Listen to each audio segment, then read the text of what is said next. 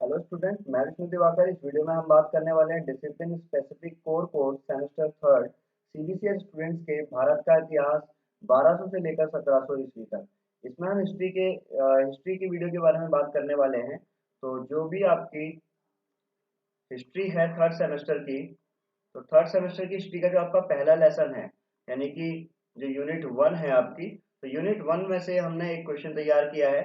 जैसे कि अगर आपको पता होगा कि आप दिसंबर में जो है एग्जाम देने जा रहे हैं और अभी आप लोगों के पास में टाइम ज़्यादा नहीं है, you don't have plenty of time to prepare yourself.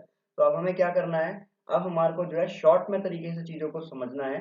तो यहाँ मैंने यूनिट वन को पूरा का पूरा यहाँ पर जो है डिस्क्राइब किया गया है। तो इसमें आपको यूनिट वन के अंदर सारी चीज़ें आपको बिल्कुल एज इट इज मिल जाएगी आपको।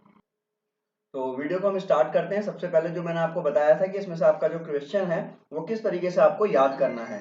तो देखिए यहाँ पर लिखा हुआ है दिल्ली सल्तनत की स्थापना। ये आपके जो यूनिट है आपकी, यूनिट का नेम है।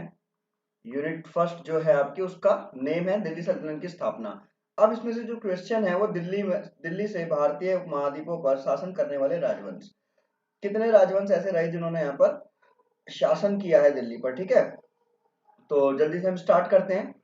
तो इतिहासकारों के मत से बताया जाता है कि 1206 से लेकर 1526 तक भारत पर शासन करने वाले 5 वंश के सुल्तानों के शासनकाल को दिल्ली सल्तनत या फिर सल्तनत हिंद या सल्तनत दिल्ली कहा जाता है।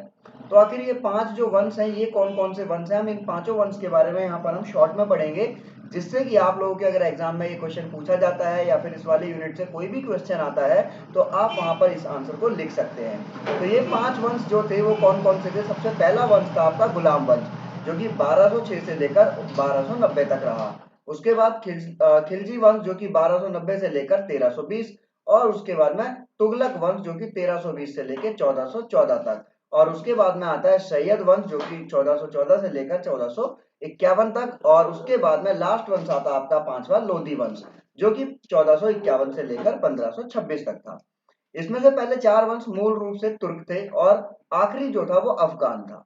तो ये आपका यहाँ पर जो है इसका इंट्रो हो गया। अब हम आगे चलते हैं। सबसे पहले हम बात करेंगे यहाँ पर मोहम्मद गौरी का गुलाम कुतुबुद्दीन ऐबक गुलाम वंश का पहला सुल्तान सुल्तान था। और ऐबक का साम्राज्य पूरे उत्तर भारत में फैला हुआ था। बहुत ही सिंपल लैंग्वेज में आपको ये चीजें समझ में आ जाएगी। और इसके बाद क्या हुआ, जो खिलजी वंश ने क्या करा, मध्य भारत पर कब्जा कर लिया था, ठीक है।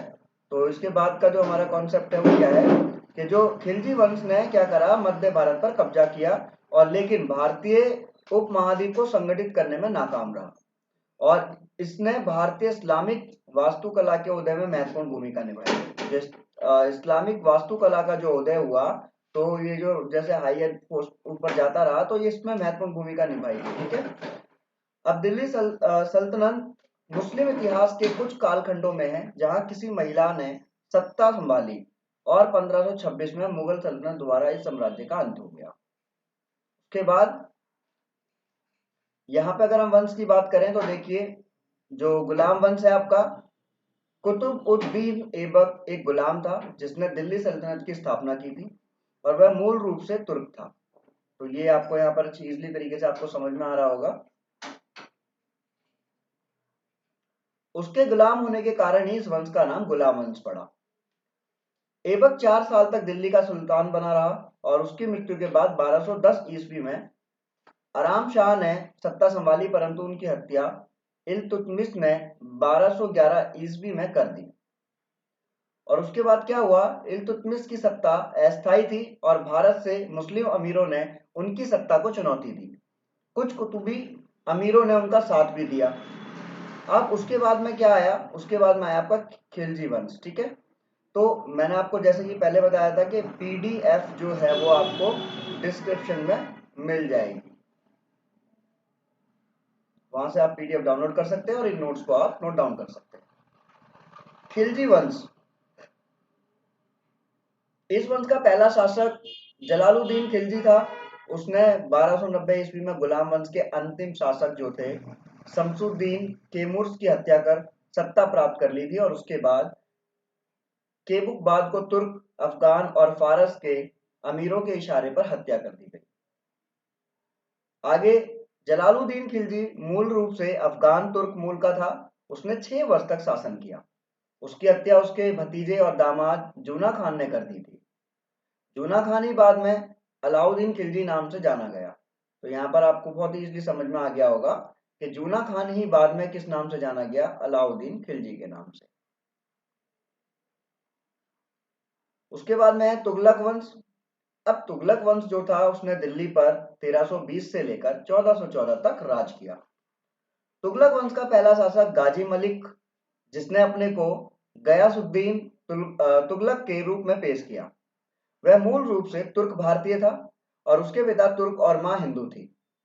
गयासुद्दीन तुगलक ने 5 वर्षों तक शासन किया और बाद ही क्या हुआ, दिल्ली के समीप एक नया नगर तुगलकाबाद बसाया।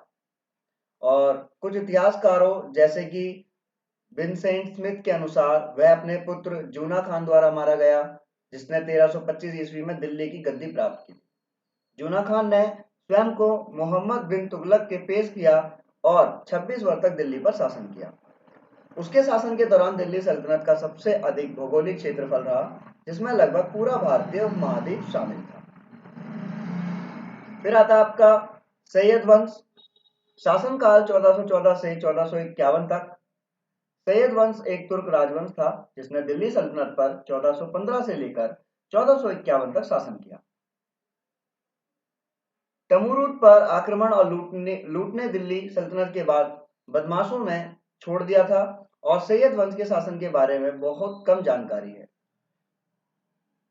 एत्रिमरी सिममेल राजवंश के पहले शासक को खज्र खान के रूप में नोट करता है, जिन्होंने तिमूर का प्रतिनिधित्व करने का दावा करके शक्ति ग्रहण की थी। दिल्ली के पास के लोगों ने भी उनके अधिकारों पर सवाल उठाए थे। उनका उत्तराधिकारी मुबारक खान था, जिन्होंने खुद को मुबारक शाह के रूप में नाम दिया और पंजाब के खो राज्यों को फिर से हासिल करने की कोशिश की और असफल रहा। फिर आता आपका लोधी वंश। शासनकाल 1451 से लेकर 1526 तक। लोधी वंश अफगान लोधी जनजाति का था और बहलोल खान लोधी ने लोधी वंश को शुरू किया था और दिल्ली सल्तनत पर शासन करने वाला पहला पश्तून था। बहलोल लोधी ने अपना शासन शुरू किया कि दिल्ली सल्तनत के प्रभाव का विस्तार करने के लिए मुस्लिम जौनपुर सल्तनत पर हमला करके और एक संधि के द्वारा आंशिक रूप से सफल हुए। इसके बाद दिल्ली से वाराणसी का जो क्षेत्र था, वापस दिल्ली सल्तनत के प्रभाव में था। और इसी के साथ आपकी ये जो वीडियो है वो खत्म होती है। और जैसा कि मैंने आपको बताया था कि जो उसकी PDF है वो आपको इसकी वीडियो के डिस्क्रिप्शन में मिल जाएगी। Thanks for watching.